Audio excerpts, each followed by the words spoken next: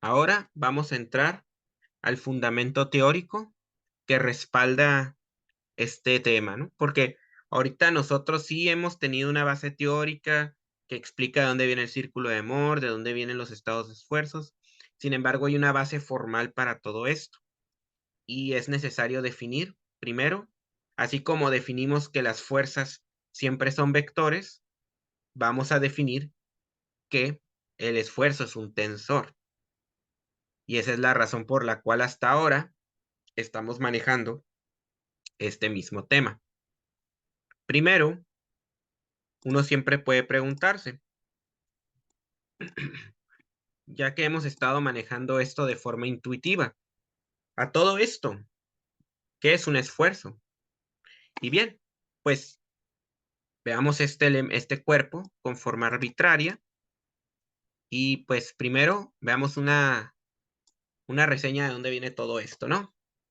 Los fundamentos bajo los cuales descansa la mecánica de materiales y las diversas materias que hemos estado estudiando en este curso descansan sobre lo que se conoce como la teoría de la elasticidad básica, una teoría basada en cálculo tensorial, en álgebra tensorial, desarrollada a principios del siglo XX por el ingeniero estadounidense de origen ucraniano Stephen P. Timoshenko. Probablemente ustedes han escuchado antes hablar de este hombre en alguna ocasión, la palabra, ok, este es de Timoshenko, ¿no? Pues es este señor. Y este señor realmente hizo grandes trabajos para avanzar el estudio ya formal de la ingeniería mecánica. Eh, Son desarrollos que ya venían desde finales del siglo XIX con Josiah Willard Gibbs, que no solamente trabajó con la energía libre de Gibbs, sino estableció la notación moderna de vectores. En el caso de Timoshenko, él fue el que ya se encargó de aterrizar todas las aplicaciones y darle esta base formal que vamos a estar viendo a lo largo de las siguientes semanas. Esta base formal nos va a servir después para comprender la operación de las galgas extensiométricas y así finalmente desarrollar nuestros métodos experimentales, ¿no? Bien, entonces, la teoría de la elasticidad básica descansa sobre tres pilares fundamentales.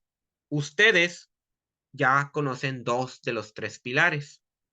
El tercero lo vamos a estar viendo aquí la próxima semana. El primer pilar es lo que se conoce como la ecuación de equilibrio de esfuerzo y es la que vamos a estar revisando el día de hoy. Como un cuerpo está sometido a esfuerzos, pues tiene que ser producto del equilibrio de fuerzas. Sin embargo, para dejarlo de forma más establecida, no vamos a hablar de equilibrio de fuerzas, sino de un equilibrio de esfuerzos. Posteriormente, vamos a relacionar las deformaciones del material con los desplazamientos geométricos del mismo. Estas se conocen bajo la teoría de la elasticidad básica como ecuaciones cinemáticas. Esta probablemente va a ser la primera vez que ustedes vayan a ver una relación entre deformación y desplazamiento. Y finalmente esta también la conocen, que son las relaciones de esfuerzo-deformación a través de la ya conocida ley de Hooke. Entonces, pues, es ahí por donde nosotros vamos a abordar toda esta fundamentación. Entonces, el día de hoy nos vamos a enfocar en la ecuación de equilibrio de esfuerzo. ¿Y qué es el esfuerzo? Porque todavía no lo hemos definido. Tenemos una noción de lo que es el esfuerzo, pero no lo hemos definido formalmente. El esfuerzo usualmente surge cuando un cuerpo está sometido a una serie de cargas y este mismo cuerpo reacciona a través de fuerzas internas. Es decir, imaginen ustedes que tienen esta papa, la famosa papa de siempre. Y esta papa está sometida a una serie de esfuerzos que están en equilibrio, a una serie de fuerzas externas que están en equilibrio, ¿no? Ahora imaginen que deslizan esa papa que deslizan sobre esa papa un plano AA, lo cortan como si fuera pan y ustedes van a tener esa superficie. Dentro de esa superficie va a haber un diferencial de área y en ese diferencial de área puntual vas a tener una fuerza resultante que equilibre todas estas fuerzas. Por eso, cuando nosotros analizamos el esfuerzo, siempre nos interesa saber cuál es la fuerza interna de la sección que estamos trabajando, porque en realidad lo que está ocurriendo es que esa fuerza es producto del equilibrio que trae con las fuerzas externas. Y esa fuerza que se desarrolla, pues en sí, va a estar aplicándose sobre una unidad de área. En resumen, una fuerza interna en ese punto que equilibra las cargas externas generado por el deslizamiento de un plano. Por lo tanto, en el caso de los esfuerzos, no solamente importa la dirección que lleve la fuerza, sino sobre el plano que se está trabajando. Porque si nosotros deslizamos sobre ese mismo punto O, un plano diferente, en vez de ese plano inclinado, un plano completamente vertical, el estado de esfuerzos cambia, ¿no? Y eso es lo que denota la orientación del elemento. Cuando hablamos de la orientación del elemento y del círculo de Moore, lo que realmente estamos denotando es qué inclinación va a tener el plano, porque independientemente del plano, ustedes van a tener estados de esfuerzos diferentes. Ustedes deben de conocer el problema, por ejemplo, de las tablas que están sometidas a carga axial. Sin embargo, ustedes quieren conocer el esfuerzo local cuando lo partes a un cierto ángulo, ¿no? Entonces no se desarrolla el mismo estado de esfuerzos cuando ustedes la parten a 45 grados que cuando la parten a 0, que cuando la parten a 90, ¿no? Y eso es lo que está denotando este concepto. El esfuerzo no solamente depende de la magnitud y de la dirección de la fuerza, depende sobre qué plano está actuando. Y siempre que nosotros estemos analizando ese plano, realmente tenemos que considerar que va a haber dos efectos diferentes de esa fuerza sobre ese plano. Esa fuerza se puede descomponer en una componente normal, la cual me va a generar lo que ustedes conocen como el esfuerzo normal. Por su parte, también vamos a desarrollar lo que se conoce como la fuerza tangencial, que naturalmente me va a generar un esfuerzo cortante. La razón por la cual la carga axial y la carga flexionante me generan esfuerzos normales es cuando ustedes intentan equilibrar la carga externa, se va a ver equilibrada, válgame la redundancia, se va a ver balanceada por pequeñas fuerzas internas que van en el sentido axial. Por ejemplo, cuando ustedes trabajan o hacen un énfasis formal de lo que es el esfuerzo axial, imagínense, aquí ustedes tienen un elemento, un cuerpo, y este cuerpo está sometido a dicha carga axial, ¿no? Vamos a ver, por ejemplo, aquí está este sigma X. Cuando lo analizan sobre este punto, lo que va a pasar es que esta sigma X debe verse equilibrado por una serie de fuerzas que tienen que ir así. Y pues estas fuerzas van perpendicular al plano de corte. Por eso se considera que la carga axial es normal. Veamos otro ejemplo. ¿Qué pasa con el esfuerzo? ¿Qué pasa con el esfuerzo? ¿Qué pasa con el esfuerzo flexionante? Por ejemplo, a diferencia del esfuerzo flexionante, este elemento no está sometido a una carga, no está sometido a una carga axial. En este caso va a estar sometido a un momento flexionante. Y este momento flexionante de externo, M, por cierto, este de aquí no es sigma X, realmente esta de aquí es la carga P del esfuerzo axial. Pues habíamos demostrado que tiene que verse equilibrado por un sistema de fuerzas que precisamente tiene este perfil, como lo demostramos en cursos anteriores, ¿no? El equilibrio que tienen estas fuerzas con respecto a un eje central o a un eje de referencia conocido como el eje neutro, es lo que finalmente me va a dar como resultado o equilibrar el momento externo que se está aplicando aquí. Así que ambas cargas tienen que equilibrarse con fuerzas que van perpendiculares a la sección transversal.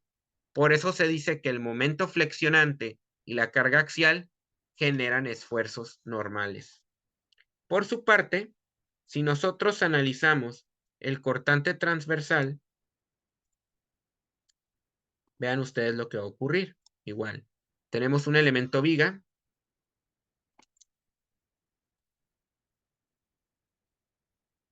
Y por ejemplo, aquí tenemos una fuerza V, ¿no? Como se le suele denotar al esfuerzo transversal. Bien, para equilibrar ese esfuerzo transversal, obviamente yo necesito una serie de fuerzas que van en este sentido, pero a diferencia de las fuerzas que yo tenía perpendiculares en los otros dos casos, vean ustedes que estas no van perpendiculares, sino van de manera tangencial, tratando de distorsionar el elemento. Esta es la naturaleza del esfuerzo cortante, ¿no?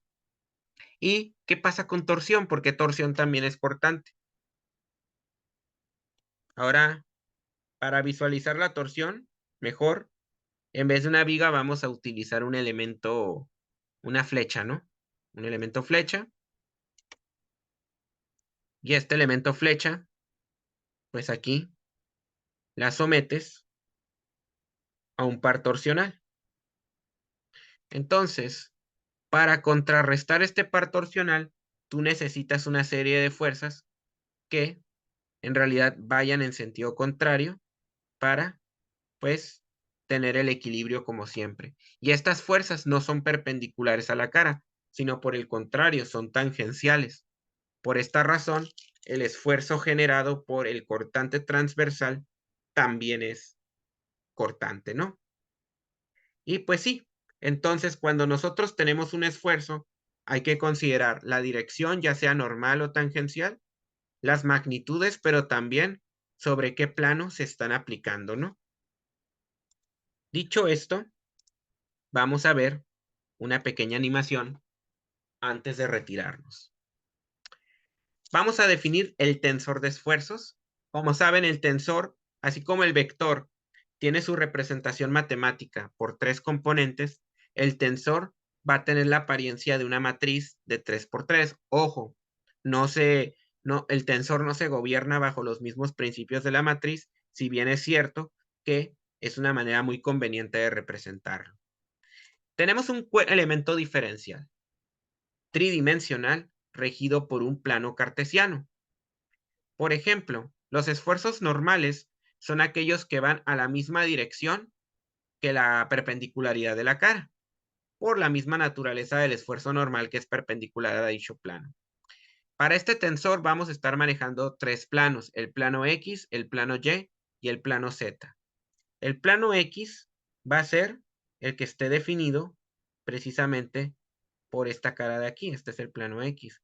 Y sobre este plano X va a haber siempre una carga normal, la cual va a estar representada aquí. Y bueno, esto es bien importante porque esta fila, las filas y las columnas tienen significados físicos.